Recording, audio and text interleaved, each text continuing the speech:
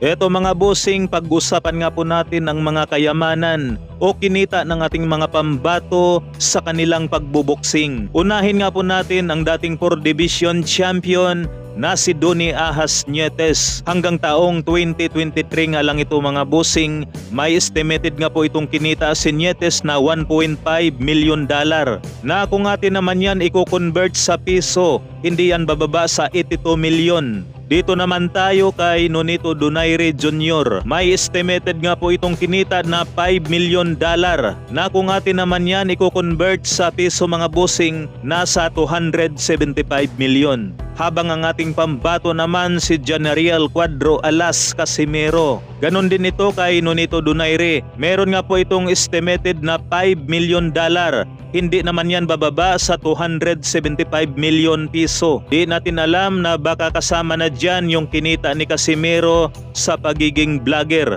Ito naman ang pinakamalaking kinita sa pagbuboksing. Walang iba kundi ang ating pambansang kamao na si Manny Pacquiao, na meron nga po itong estimated na $220 million. Na kung atin naman i-convert yan sa piso mga bossing, hindi nga po bababa yan sa 12 billion. Billion po yan mga bossing.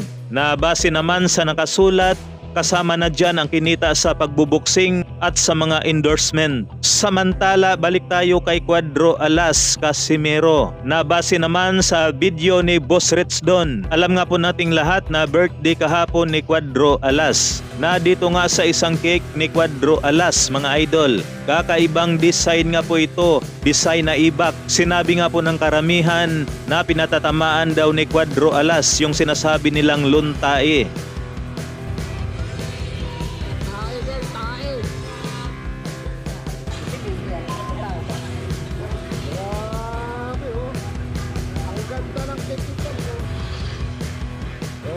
Guys, ano yan guys?